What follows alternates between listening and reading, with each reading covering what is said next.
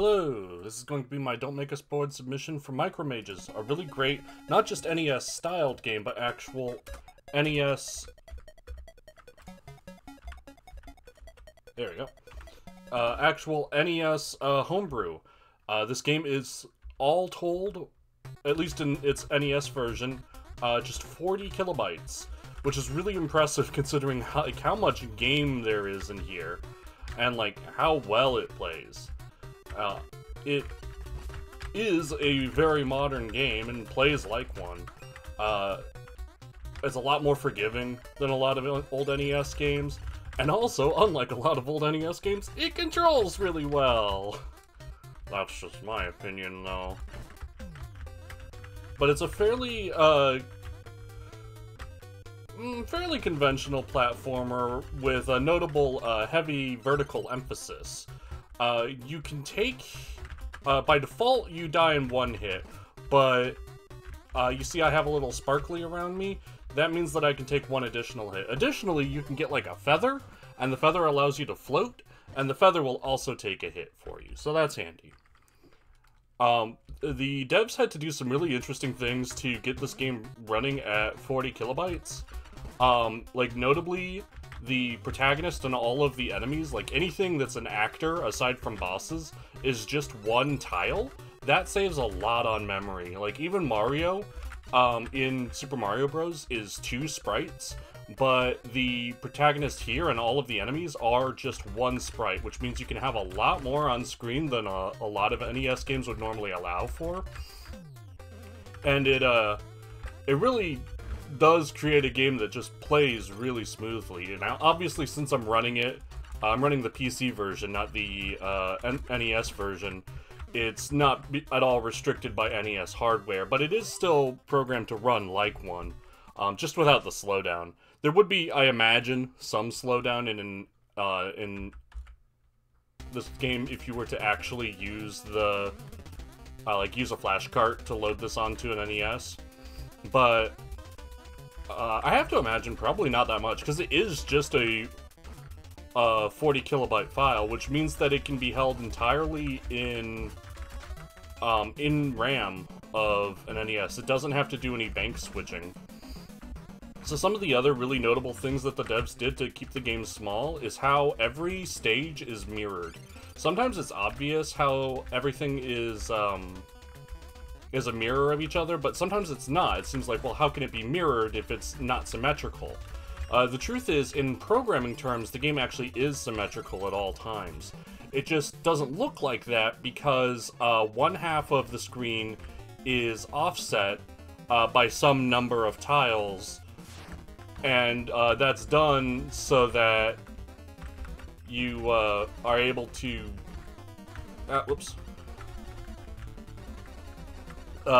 create more dynamic levels while maintaining the very low memory usage that having the screen affords you.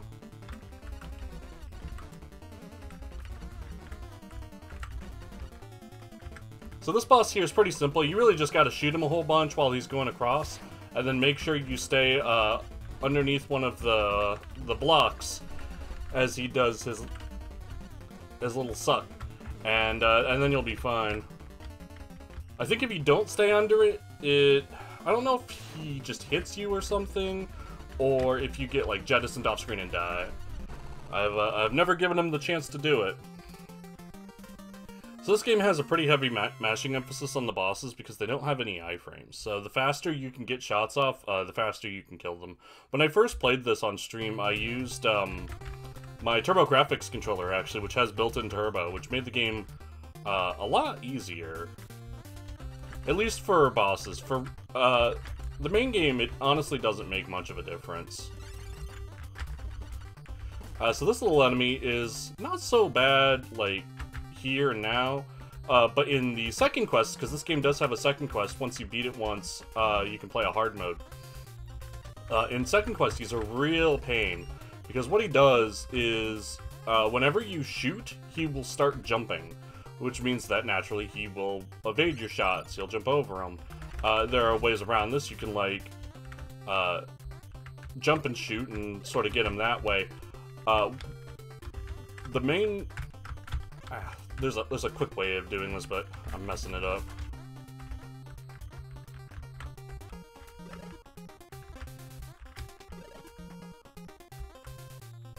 There we go. The main thing that's harder about hard mode is all enemies just cycle faster. They walk faster, they do their moves faster. And so for the jumping guy, it means he jumps faster, and he's real squirrely.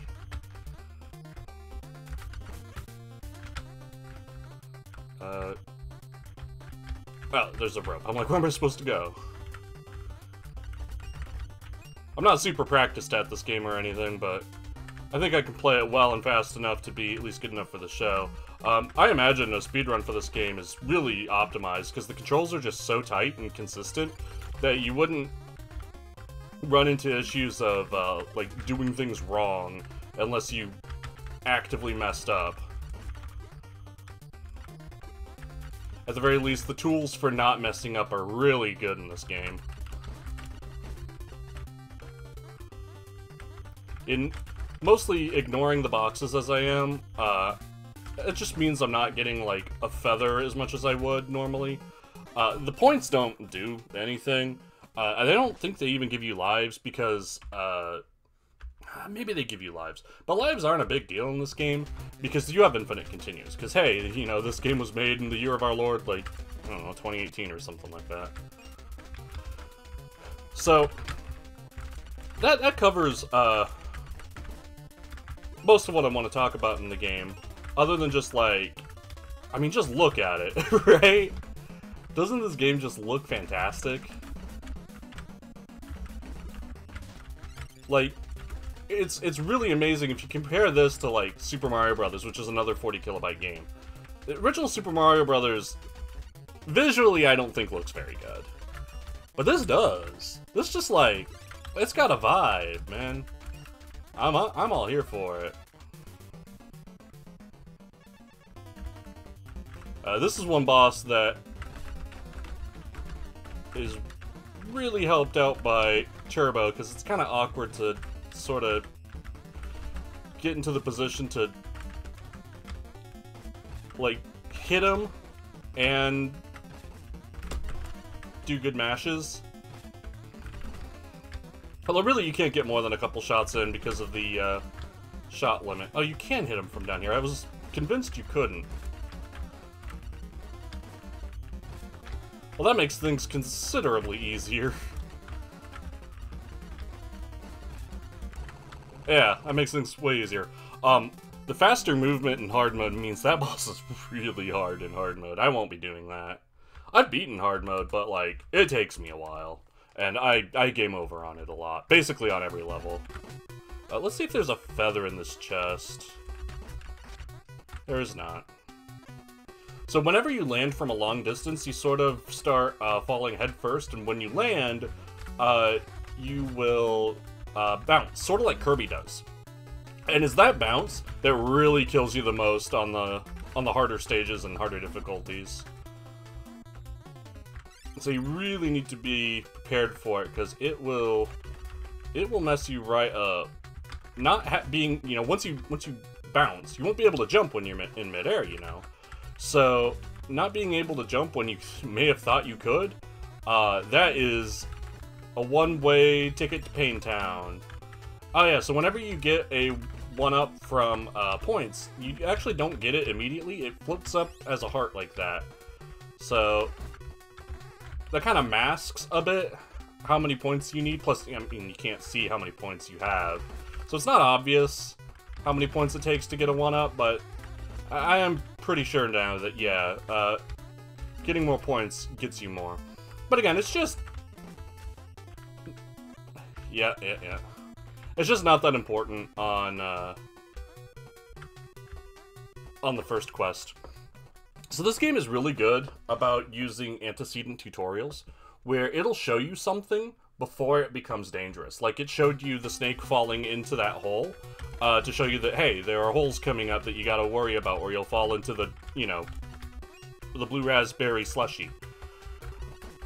And then, even if you didn't catch that, you're given one more warning, because the first hole is right above one of the platforms. So you're given one more chance to mess up, or to have not learned the lesson before it punishes you. And after that, yeah, for sure there's... one of those, one of those has a hole over the Kool-Aid, and you'll die real bad if you walk into it without preparing.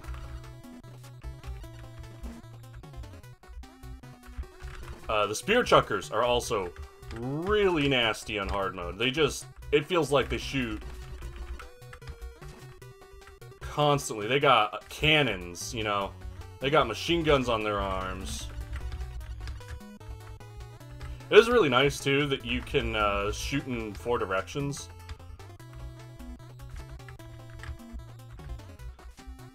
That's required in a couple spots, so I hesitate to say it's useful. But in the spots where it's not required, it is useful.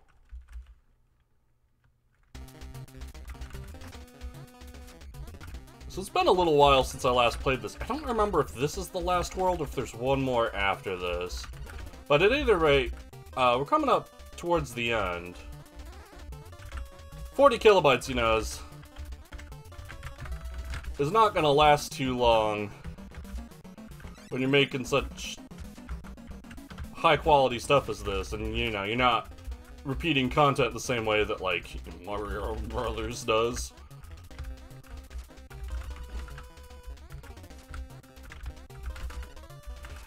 And of course, the game seems a lot shorter because of its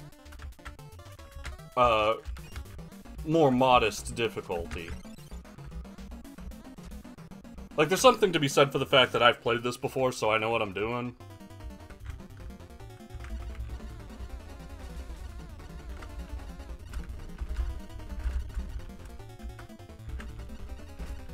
So with Turbo, you can kill the bat before it gets to you. And if you're really good at mashing and you're confident, that also works. But, I mean, this boss is not terribly dangerous. I got it, but then I didn't really have any time to make use of it.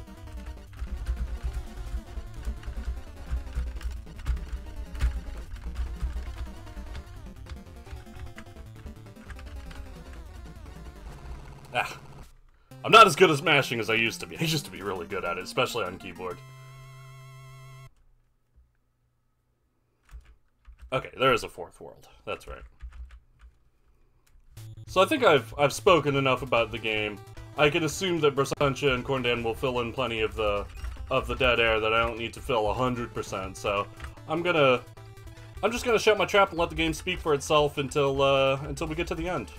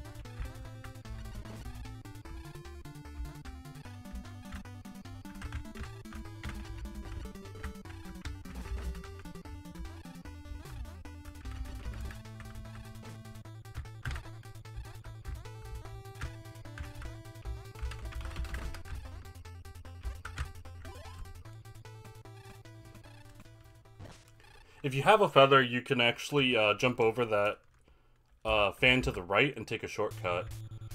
But no, I've got nothing. Now I got a feather. This is what the feather looks like.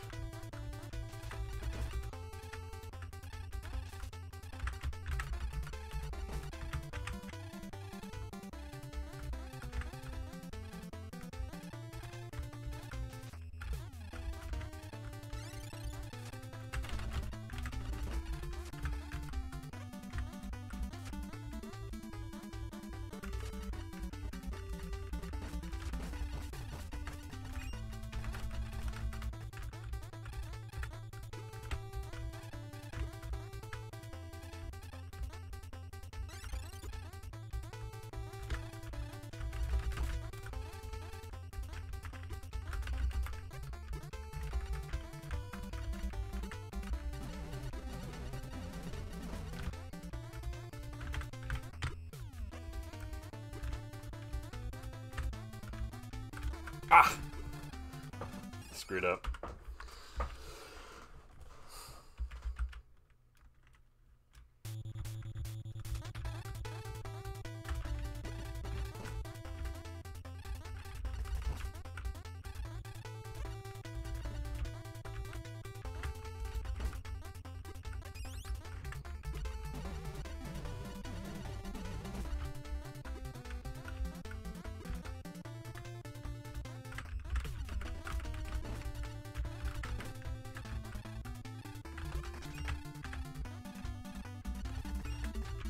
Yeah, I was hoping there'd be a fairy in there.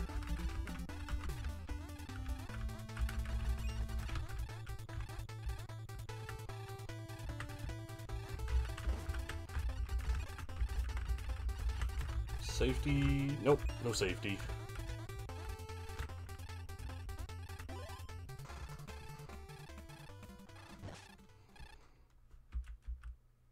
This is the last stage then, I believe.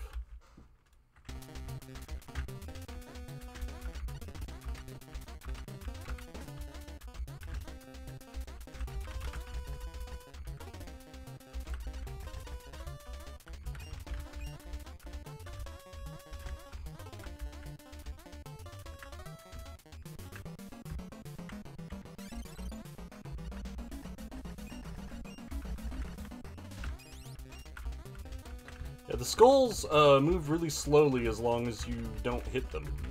And they take a lot of hits to kill, so if you're not confident at your mashing, you can just ignore them. Ah, I knew that was gonna happen.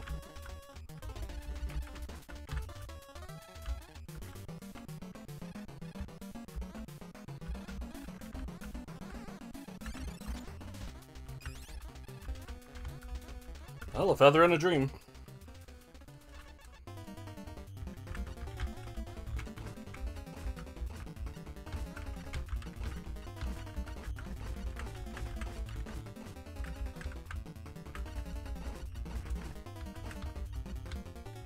So, the thing is, this boss is actually completely free because the bats just kill themselves on the blocks. But that's not the final boss. This is. And you do get a checkpoint here, which is nice.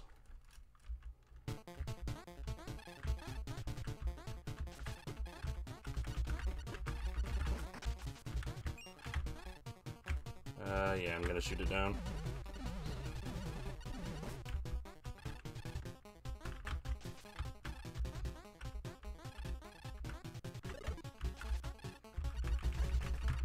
Fairy, fairy, who's got the fairy? There we go. I feel a lot safer.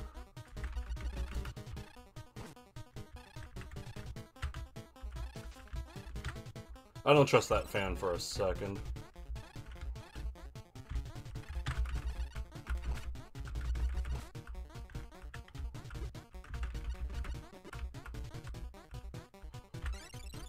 Okay, final boss time.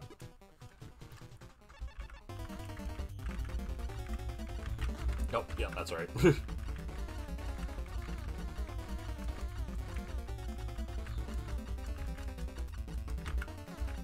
Need to get back into the rhythm of this guy. Yeah, he blinks, and then you run. Then you go back and hit him, and dodge the starfall. Watch for him to blink. Then run, jump over if you need, and repeat the pattern.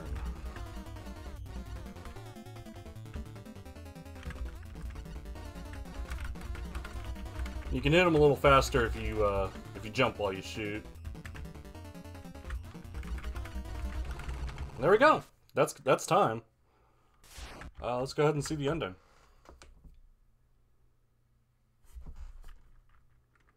The room is a time machine devised by the Illuminator. Go ahead and challenge hard mode. Press A. And you just go back to the beginning on hard mode. There's another ending if, like, you beat it there. But that should be good for now. Yeah, 20 minutes? I think 25 minutes as an estimate should be perfectly reasonable. So that's it. That's my submission. Hope to see you then.